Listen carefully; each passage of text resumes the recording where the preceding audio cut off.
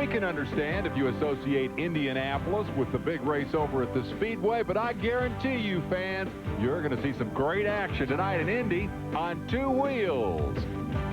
Hello, Supercross fans, and welcome to Indiana. I'm Dave Despain with our ESPN Supercross analyst, Larry Myers. And back home in Indiana has a double meaning tonight for a kid named Mike LaRocco. I'm tired of hearing about Jeremy McGrath, Mike Kudrowski, Damon Bradshaw, Jeff Stanton. Let's talk about somebody different. LaRocco's back. It's my opinion that had LaRocco not left, that he would have been added to that bunch of names. He won the season opener in Orlando, Florida. We went on to Houston, we went on to Anaheim, and LaRocco forgot how to get a hole shot. He started at the back of the pack, but wow, did he cut through the traffic. He was absolutely fantastic. His riding abilities were really highlighted, and I think he could have been the guy, had he not been injured, that would have made a difference in this series, because he wanted it awfully bad. He was so serious about winning the championship and winning races, and he was just going so fast. So I'm really happy to have LaRocco back.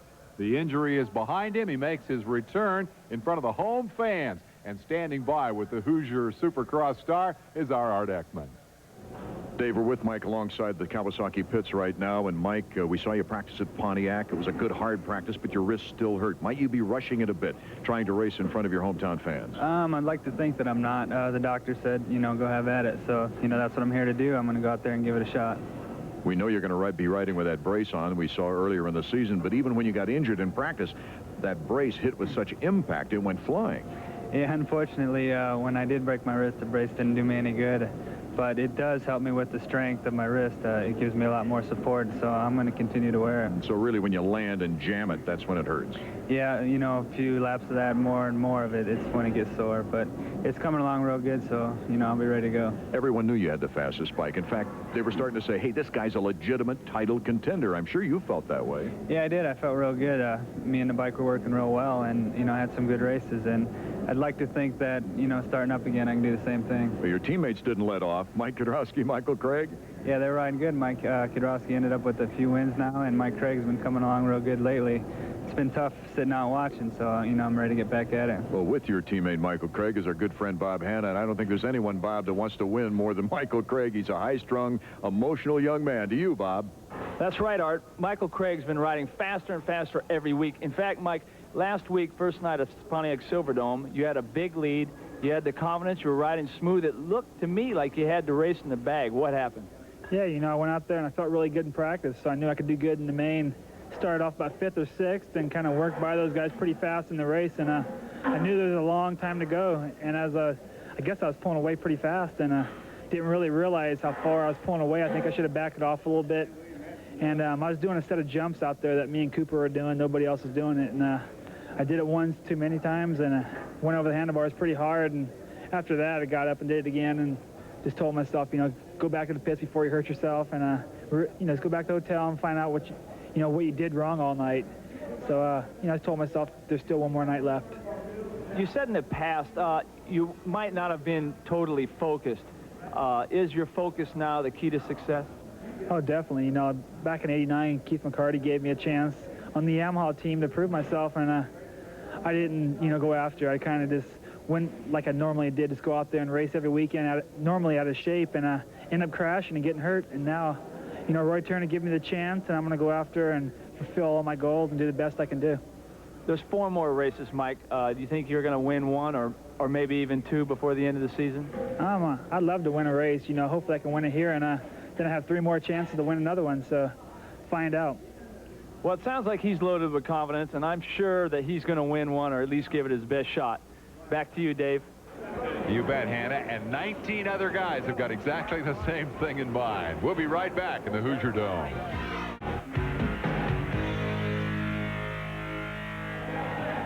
Might this be the former Vice President of the United States, Dan Quayle, native Hoosier, arriving here in the Hoosier Dome for the Supercross race, Larry? It would appear to be that important, at least. Look, he's got himself locked in there. Unlock the door. Who's going to pop out? It's Mike LaRocco, his return to Supercross, and it's a return in style. What a nice treatment here for the Hoosier native who returns to action tonight after the wrist injury. Mike LaRocco and the rest of these superstars will be challenging a very, very tricky course here. And earlier today, we had the opportunity to saddle up the Isuzu bike cam and take a lap of the dome. Yeah, the camera is on the motorcycle or helmet of Denny Stevenson. He'll be rider number 23. You'll see a shot of him in just a second. And the other rider on the track to give us some perspective as to what it looks like when you're coming up behind that guy to make the pass, or he's passing you. Rider number 12 on the left of the screen is Jeff Matasevich. Two good friends and two very, very competent riders out there kind of ringing it out for the Isuzu bike cam and the fans here at the Hoosier Dome. Now you get some kind of idea, and you just kind of float through the air, don't you, on that long triple jump and squaring the corner off.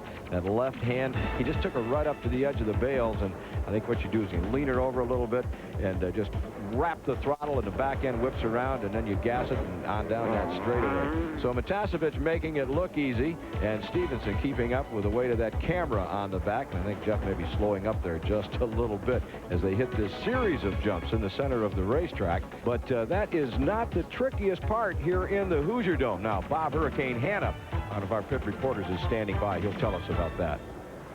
Every Supercross track has its special problems for the riders. This track here in the Hoosier Dome has a very strange start in the fact that it funnels down very hard here on the left-hand side. That does create a big problem for riders 19 through 22. Now, that's not only going to cause a problem for them, but in the first corner, they've got to go somewhere. They've got to move over to the right, and it's going to start a domino effect all the way down the line. This first corner is going to be a good place to watch here tonight. Back to you, Dave.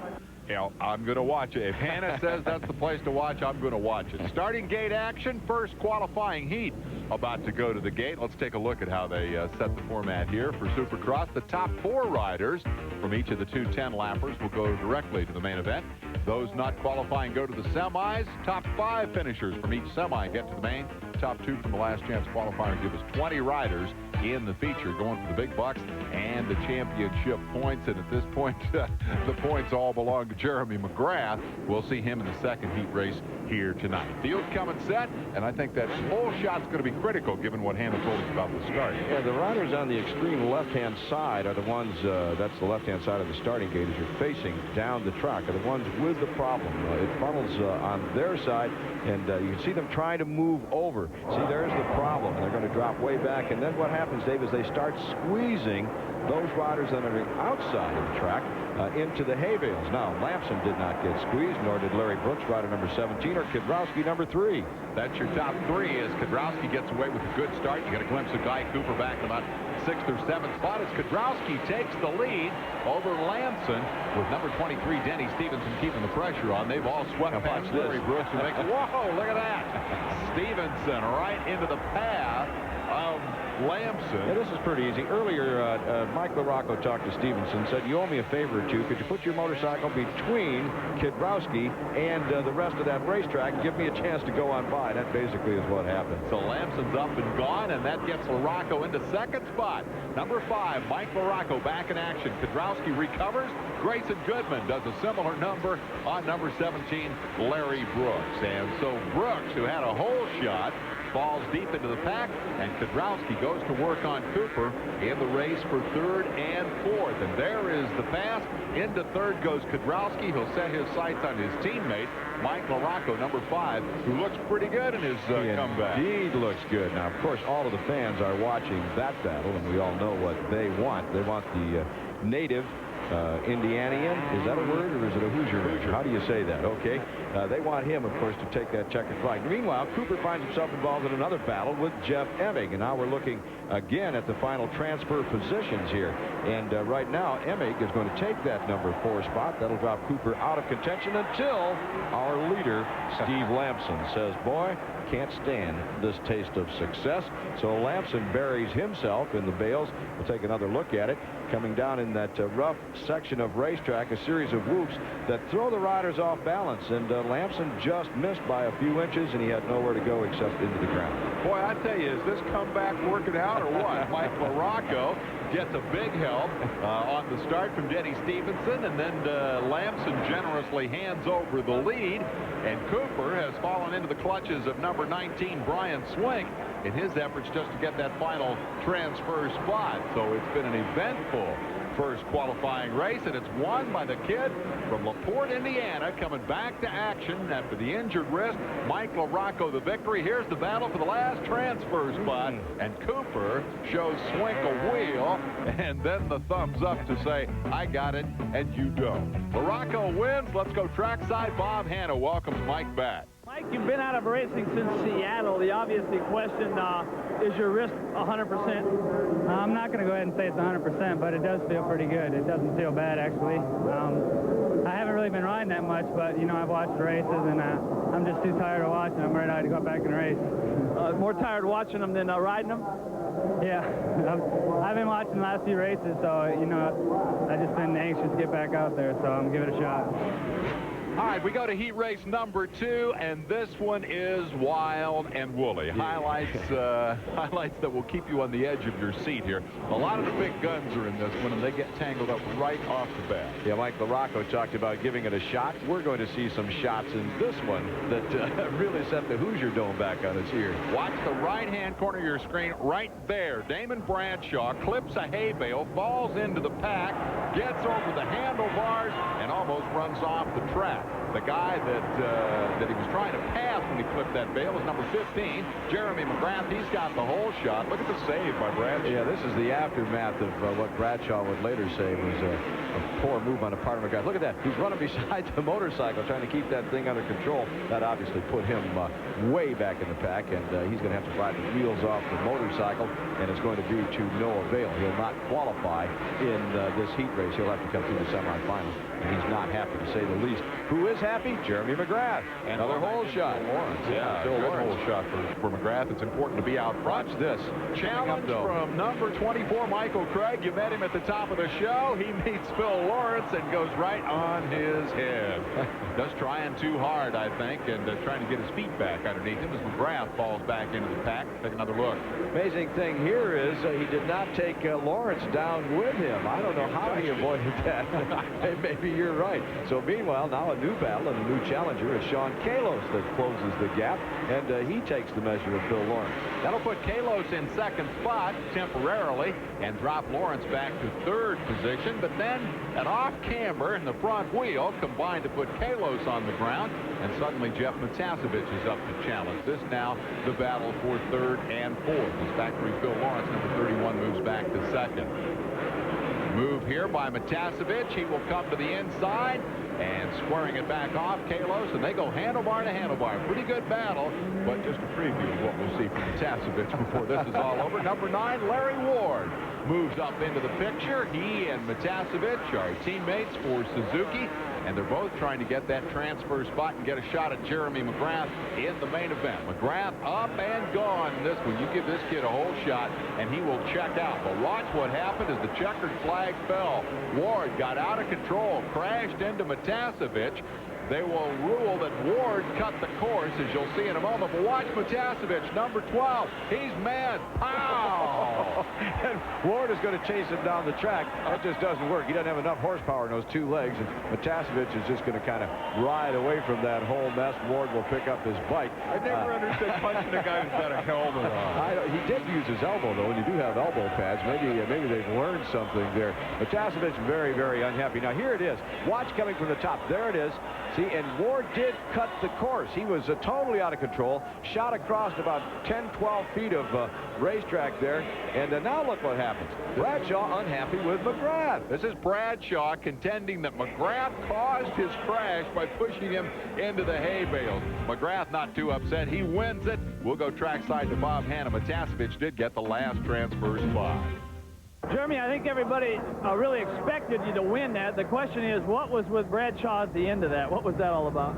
Well, Bradshaw gets a little bit uptight, you know, and, you know, he says I cut him off on the start, and maybe I did a little bit, but, you know, I would expect him to do the same thing if he whole shotted me, you know.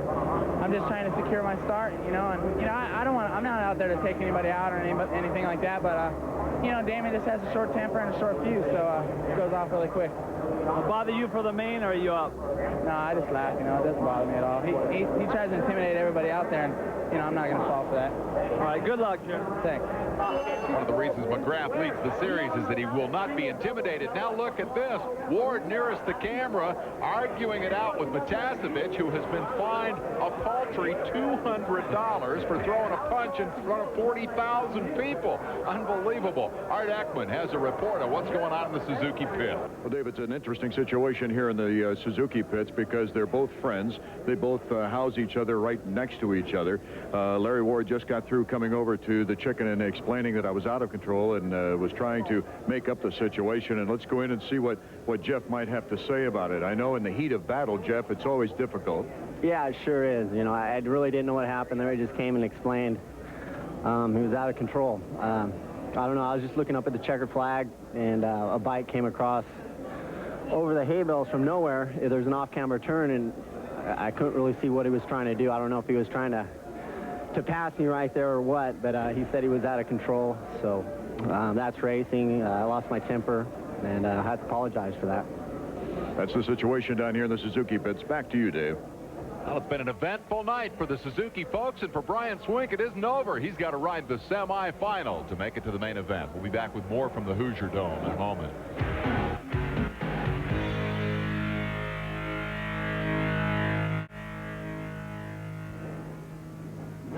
We're back at the Hoosier Dome. Semi-final action next up. We'll take a look at the highlights. We'll pick the top 5 from each of the 2 semis to go up and challenge Jeremy McGrath and Mike LaRocco in the best in the championship main event. Same story here. You really want to get the whole shot. In the first couple of laps, saw some pretty intense action.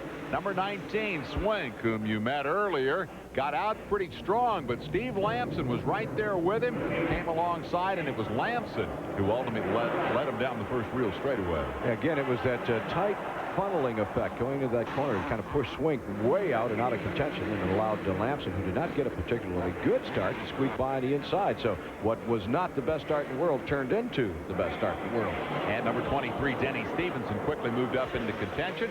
Give Swink credit. He didn't waste any time. He said, hey, I may have muffed the start a bit, but I'm the fastest man out here. He put Lamson away in a hurry, put it on cruise control, and just took off. And basically the top 3 were set at that point. Swink sporting the new look here in the Hoosier Dome tonight. You'll see it in a moment. Absolutely ran away with this one, but there was last lap action, and it was wild. Number 56, Grayson Goodman, clunk into the side of Todd DeHoop. And Todd DeHoop's leg gets tangled up in his rear wheel. That's hard to do. He turned into a contortionist there, and that's going to put him out of the race action. Goodman looking behind him to see where he is, and all of a sudden he finds himself alone in the number 5 spot. He's chasing Larry Brooks, rider number 17, for the number 4 position. To no avail, makes no difference because the top 5 do go to the main team. So Brooks gets the 4th spot. The final transfer goes to Grayson Goodman after the exciting altercation there with the hoop.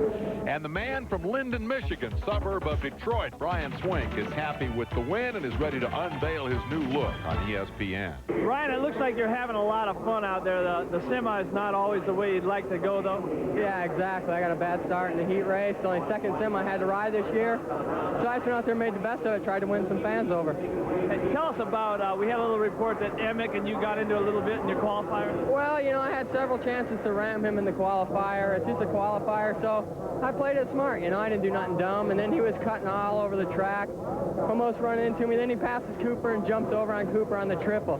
Ramming and all that, you know, I can deal with. That don't bother me, but cutting off in the air on triples and stuff, that's not called for. It's dangerous. The thoughts of Detroit's answer to Fu Manchu on the riding style of his adversary, Jeff Emick. We'll go to the second semifinal. We'll see some more boys on the ground. I don't know, is it the pressure of the late season? Is that what we're seeing here, Larry? I think that the late season tempers are flaring. The guys that expect to do well at the beginning of the season and have not are taking it out on each other. This track, look at here. See, remember Bob talked about that start? That was Koji Okawara that got squeezed and ran on the wrong side of the bale. Meanwhile, out front, we're looking at Larry Ward and On his right is Mike Jones, rider number 35 out of Pennsylvania. But, boy, that was a tight one right there. Jones came up over the top of that, had his wheels off the motorcycle, and I think Ward wisely said, I don't want any of that, and he backed off, and he backed off so much that Mike Craig come around the other side. Ward has to wonder what's going on at this point. Matter of fact, when Ward got out of the throttle, Craig saw the opportunity. He did the triple. Ward didn't, and as a result, it's number 24, Michael Craig, challenging for the lead against Mike Jones, but we're going to see a Michael Craig familiar scene here in just a moment. Ward, number 9, in that third spot. Remember, we take the top 5, so this is really a shuffle of positions, as much for bragging rights as anything else. Here's what happened to Craig. Second time tonight in the trip in the whoop-de-doos. You know, there's no answer for that, no reason for that. It's a lack of concentration. Mike does this. He's all by himself. Things are flowing well, and he just loses his concentration. That's the only thing I could lay it on. Obviously, the bike spit him off and put him on the ground, but I think he just wasn't paying attention. You'll get glimpses now of number 8, Damon Bradshaw. This will move him up into third spot. As the battle for the lead heats back up again, Larry Ward, with Craig out of the way, sees an opportunity, says, I'll take on 1. I'm not going to take on 2. I'll take on 1. And he goes around Jones and picks up the lead. I think he was thinking in the back of his mind about that move that he was taught by Matasevich. He was looking for room to throw that elbow. Here is Bradshaw moving up now to challenge Mike Jones. Damon's had a tough night. Had to come from the back in the first one. Had to come from fourth in this one. Jones also has it tough. Crashes into the back of Bradshaw. Goes on his ear. Jones was out of control before they even got that far. He was off the motorcycle. We saw evidence of that many corners earlier. Never to fear, though. Jones is going to come back and finish in the number 5 spot. Here we go now with Cliff Palmer, rider number 20 on the KTM, and Michael Craig getting back into it. Craig came back to finish third. Good, strong run. Actually, only one guy got by him when he crashed. That's how much distance he had, how much advantage he had. And look at the advantage that Larry Ward has as he turns for home here. The runaway winner of the second semifinal. Nobody close, nobody to take a swing at him. He's safely in the main event as Damon Bradshaw will come home with the runner-up finish. And so we have qualified all but 2 men for the main. Ward, Bradshaw, Craig Palmer, and Jones move on. Let's hear from Larry Ward. Larry, not always the way you'd like to go to the main, but usually because you didn't qualify tonight is because a mandatory fine. Tell us about that. Well, I didn't get fined when I got out of control off the jump over there and kind of cut the track. I didn't mean to do what I did, but I bumped into my teammate Chicken, and I beat him across the line, but since I did cut the track, they docked me a position and let Chicken into the main and let me ride the semi. But, you know, my Suzuki's running good, and I felt good out there in the semi, so, you know, hopefully it was a learning experience. What went on at the end of that qualifier with Chicken? Well, Chicken came up alongside me, and he saw me crash, and he just tapped me on the head and made sure I was all right. I felt fine after the crash, and everything should be good in the main. All right, Larry, good luck. Thanks. Obviously, it's going to take more than an elbow from Matasevich to bruise Ward's sense of humor.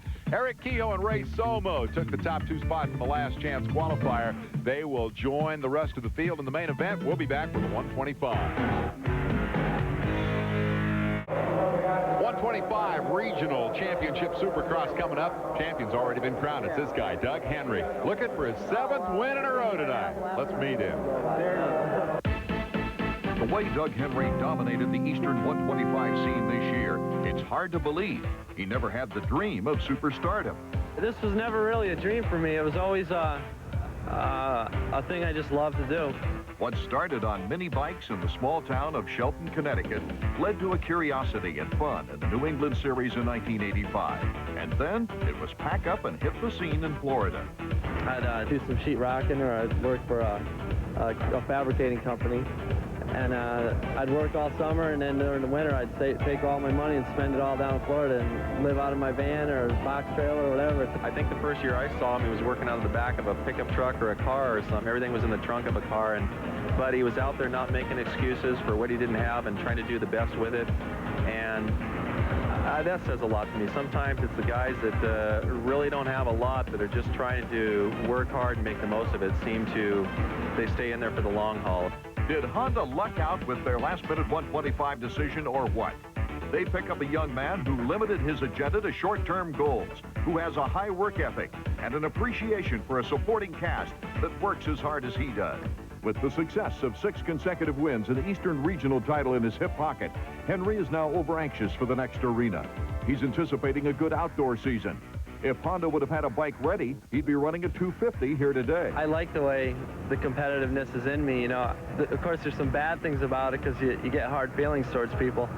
But I learned to control it, you know, just to know that competition is just something that's in me. And I just love to have the competition there. If someone's in front of me, I want to pass them. And if somebody's behind me, I want to stay in front of them. Tonight, we've got two sure bets. One, he'll give it his all in the 125s, despite 6 wins in a row. And two, Honda will have him on the 250 for the season's final 3 Supercross events. Back to Dave and Larry. Thank you very much, Art Ekman. Congratulations to Henry on a great championship. He'll wrap up the 125 Eastern Region action here tonight, then climb on the 250. What's he going to do in his last shot at these guys? Going for 7 in a row. Well, the first thing he's going to do is get a pretty bad start. Ezra Lusk on the Suzuki jumps out front, and that funneling effect funnels Doug Henry back to about 8th or 9th spot. He's got catching up to do. Ooh, he narrowly avoided going on his head back there. He was hit from 2 different directions, but Henry he just kind of pulled himself through that one. I think by the red paint on his Honda that he made it, he'll immediately start moving toward the front. But he's got a long way to go to catch up in here. And you have to wonder what the makeup is of a man like this. He could be resting on his laurels. Why go to all of that work? Meanwhile, Chad Pedersen, who has 1 win to his record book this year, takes over the number 2 position by passing Davey Yezik. Ezra Lusk is way out in front of this battle. Henry catches them, challenges Yezik as Pedersen seizes the opportunity to pull away a little bit. It looked like it might be a Pedersen, Henry, and Lusk battle for the championship early on. Lusk won 1, Pedersen won 1, and Henry won all the rest. And now watch this. Henry just takes a little nose dive, eases off the motorcycle into the ground, and this really shows what this guy is all about.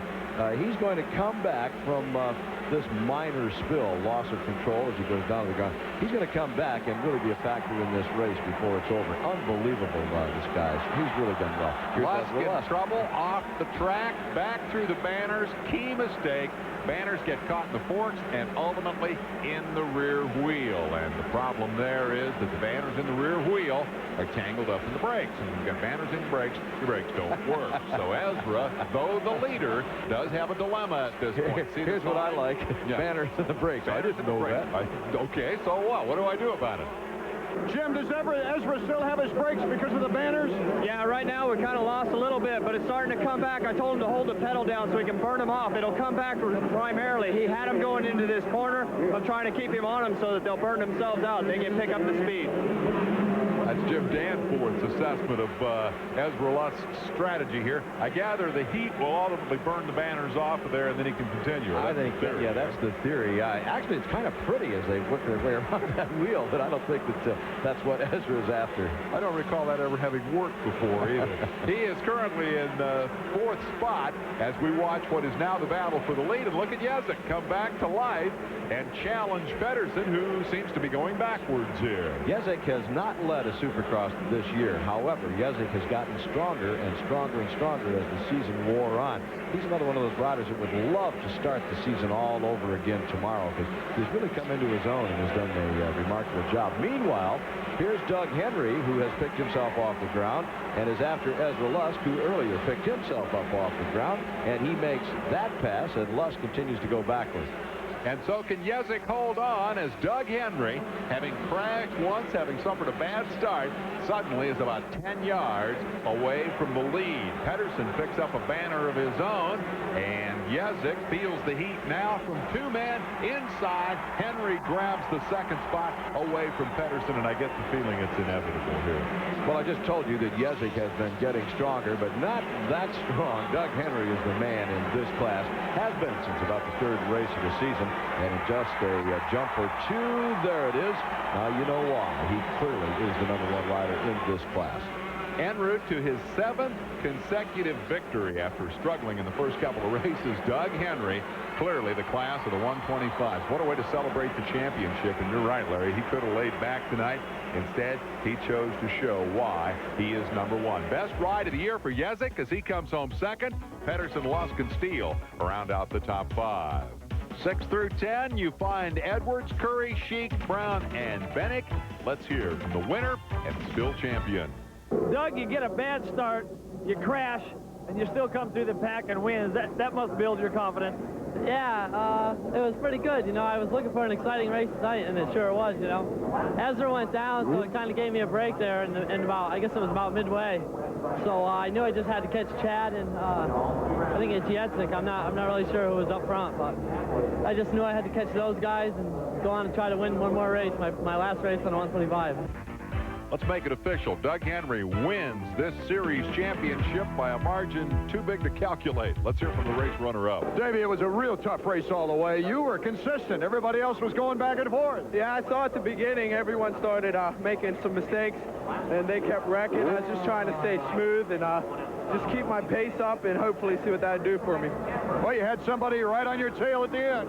Yeah, I believe it's Chad Pedersen was right on me at the end, and really fast rider, and but I'm happy with what I got. Well, I want you to look at the victory celebration here. Evidence that Davey Jetsik has never been on the podium before. Can't get the doggone cork out of the bottle. Well, I know what I'll do. I'll just pull it out with my teeth. We'll be back with the 250 main event right after this.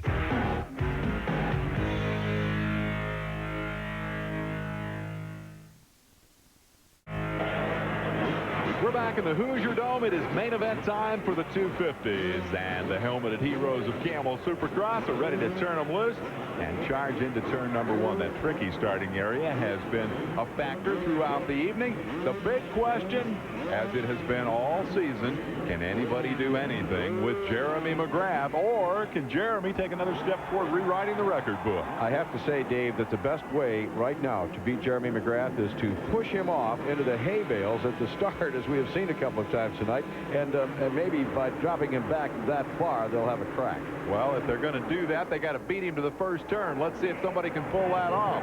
Sure enough, McGrath does not get the whole shot. We got Larry Brooks on the ground in that tricky first corner. Steve Lamson goes out front. Here's Jeremy alongside number 23, who's had some great starts tonight. That is Denny Stevenson up into third spot. And here's Michael Craig, who's been on the ground already a couple of times this evening as the Hondas go to the front. Point out there is one Honda missing, that one that belongs to Jeff Stanton, injured in Pontiac. He's going to sit out this race. Report was Jeff says, I'm ready to go race, but the doctor said, well, we'd like you to set out one more. Meanwhile, Steve Lamson putting his Honda out front. He has come on quite strong as the season has progressed. Going to look at number 6, Jeff Emig, who's up into third spot. His teammate, Damon Bradshaw, victim of another bad start, is going to have to play some catch-up here tonight. It's been a long and difficult season for the young man who won 9 last year and looked like odds-on to run away with his championship this year. Suzuki battle finds number 31, Factory Phil Lawrence, up against Guy Cooper for 5th and 6th. Lawrence is the young man from the West Coast who is in the Western Regional 125cc Championship. And here comes McGrath. He says, let me by. And I don't know, was that a sachet out of the way on the part of Lamson, or was he just kind of pushed that way because of momentum? Either way, he is out of the way, and McGrath is in clear control of this one. Say goodbye. Where's the checkered flag? Well, Jeremy managed to not lead the first lap, which in itself is a bit unusual. He's been dominating these races of late. He's looking for win number 8 of the season thus far. That's right. That record that Bradshaw set just 1 year ago would be in jeopardy. He'll have 3 more chances to tie and break. We'll be back to see if he can do it right after this. We're back in the Hoosier Dome. Here's your battle for second spot. How about Denny Stevenson? He's been a front runner all night here tonight. Number 23 up to challenge Lamson. Denny is a former 125cc Eastern Regional champion. He had great promise when he turned into the 250 class, but it's never materialized. Stevenson has been also ran throughout his career.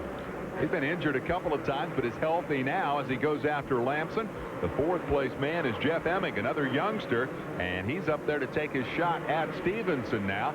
So you've got a whole fleet of youngsters up front challenging the established stars of Supercross.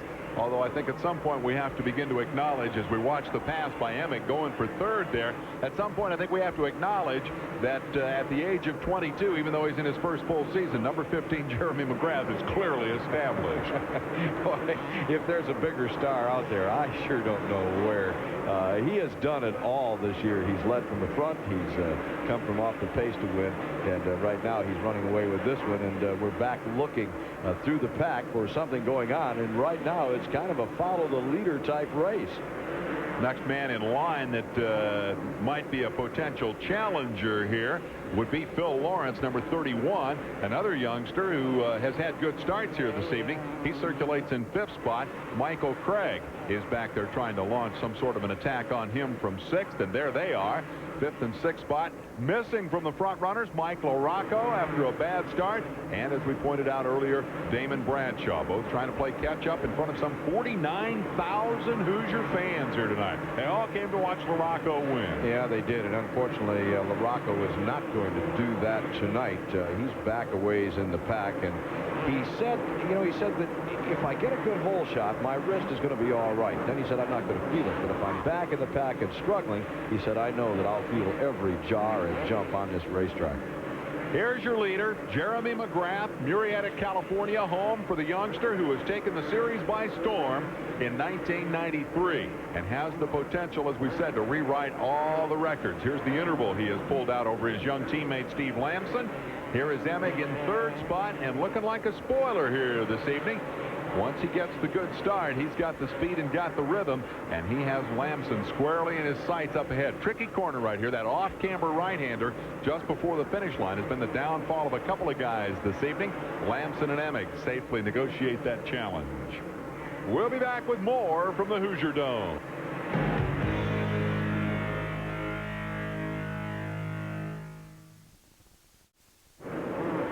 Back in the Hoosier Dome, the Jeremy McGrath Express at full flight. Michael Craig, meanwhile, is on the move. He's around Denny Stevenson and into 5th. Actually, the move is Stevenson's, and it's the wrong way. He's gone from 3rd to 6th now and is under pressure for that position from Brian Swink. Swink jumps up alongside, has different rhythm and different line through the whoops, but that'll put him on the inside for the off-camber. Makes Swink 6th and drops Stevenson to 7th.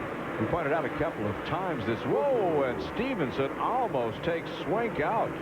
Swink having a fairly good run today, and most of his season has not been that way. Sometimes it's difficult to remember that he was a Eastern Regional 125 champ, came along at the same pace as McGrath did. Now, big difference between the two. Obviously, McGrath has won 7 times this year. Swink has a 2nd place, and that's as high as he could finish. But what McGrath has done that Swink has not, he's avoided. As we watch Michael Craig make another move and another pass, I want to quickly say that McGrath has avoided all those typical rookie mistakes, Dave. That's going to put Craig up to 5th. Phil Lawrence is now the 6th place man. And Jeremy McGrath has indeed avoided virtually all the pitfalls of rookie stardom. We spoke with his mechanic, Skip Norfolk, about that.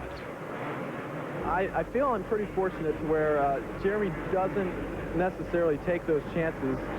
He always rides within himself. So I have that positive aspect about Jeremy and about his whole race program. But I use those role models, or I don't want to call them role models, but I use those guys to look at and I go, hey, at any time, there's 4 or 5 guys that can beat you and are going to beat you. You just got to be able to, when you get beat, you got to get back up and hit them hard again. Like say you fall off a horse, you got to get back on and go. And you just can't let those guys get inside your race program and learn from what they've gone through, and so you don't go through it yourself and try to just take advantage of every situation, both present and past, and use it to your best advantage. These guys have used everything in the book to their advantage this year. They have totally dominated the series. Yeah, there have been tough times for their rivals, Jeff Stanton, Damon Bradshaw, and all the rest. But I think the point is all those guys who have been there before are making the mistakes. These guys who have never been here before have been perfectly clean all season. We need to go back to the beginning of the year when we made our predictions as to who it would boil down to. And I think that McGrath's name came up, and I remember saying, McGrath might be a factor in a race or two, but he's going to lack the inconsistency, and that usually is the situation with rookies. They're great promise. They win here, they win there, but they're just not able to keep it together. McGrath has done just a wonderful job.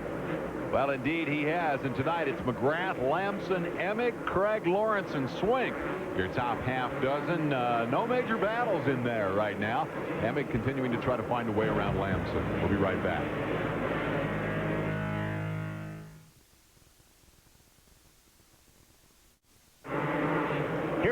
ladies and gentlemen, the story of the 1993 Supercross season. Who's going to be second behind Jeremy McGrath? Tonight it's Lamson and Emig battling for that honor, and Emig gets off the racetrack and into a hay bale, and suddenly it's the race for third and fourth, and Michael Craig said, hey, you make that kind of a mistake, I'm going to pounce on it. Now, can Craig keep it on two wheels?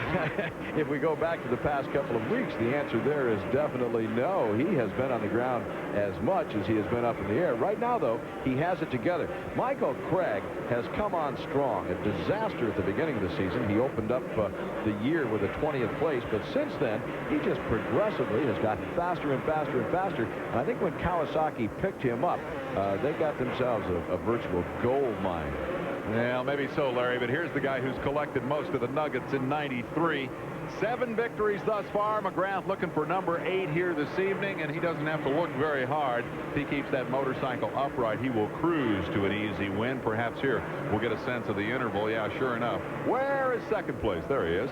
And that is Lamson, his teammate. Great night for Honda. Here's a lapper, and then number 24, Michael Craig, who is definitely making inroads and looking at a podium position tonight if he can keep it upright. I'll say this in defense of Craig. Yeah, he's been on the ground a lot, but he's riding in a different league than he was at the start of the season, and I think he's handling it very well. Out front, Jeremy just on cruise control now. He seems to have no difficulty whether he's behind and catching up, as we saw a couple of races ago, or whether he's out front and setting the pace. The man is just a machine. He is totally dominant. Emig in fourth, trying to move. Craig also trying to get another position under his belt. Laps beginning to wind down here, and nobody closing on Jeremy McGrath. We do have a battle for the number 2, 3, and 4 slots. We'll see how that one works out. You know, a remarkable thing. Most of the guys out here started racing when they were very, very young. Mini bikes, but not this young man. McGrath was 14 before he started racing. He was a BMX racer, was good enough to be flown around the United States and be paid a salary for racing bicycles, BMX bicycle motocross, and then turning his talents after he watched some Supercross events to the sport of Supercross. Says, that's what I want to do. I want to be a champion in that sport. A lot more money involved. And Dave, it is working extremely well. We'll find out if he wins this one. We'll be right back.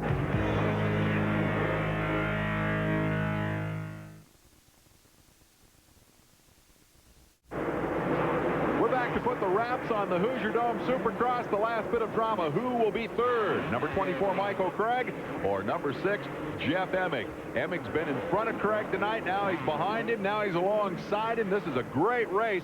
Ooh, but looky there. Emig does the double and Craig does the triple, and the difference is about 10 yards on the racetrack. Kiedrowski had been charging. This has not been a good night for Kiedrowski. He's been down on the ground more than once and picking himself up. Now, he is the final contender in this chase for the championship. He's the only rider that could beat McGrath. And here comes Emig.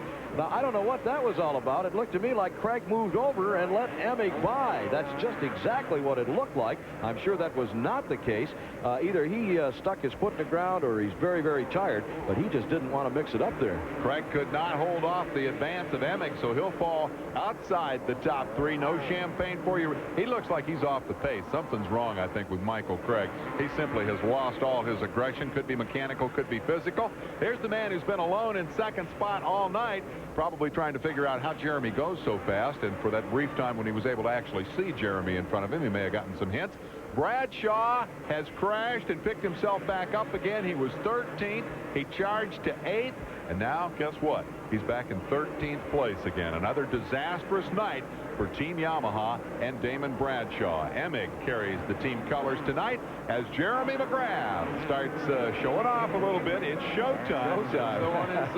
Says so on his pants. That's the nickname he's picked up, and well-deserved, too, as he works his way through the final lap here in the Hoosier Dome, and nearly 50,000 fans get their opportunity to see the new force in Supercross 1993. McGrath claiming number 8 here this evening if a lapper doesn't take him out. There's Kiedrowski a lap behind, and this will not make it official, Larry, but it's going to make it close to official. Kiedrowski's one of the few guys left with a mathematical shot at Jeremy. Yeah, he'll be the only guy left. Pontiac pretty much took care of that. Damon Bradshaw and Stanton suffering. Oh, there McGrath takes the win. They suffered bad nights back-to-back and pretty much wiped himself out. Lamson goes on to take second place, his best finish of the year. 1-2 for the Honda kids in the Hoosier Dome tonight. Showtime McGrath wins number 8. He's 1 short of the record, held by Damon Bradshaw, and that is the outright record for single-season wins. No qualifier for rookies.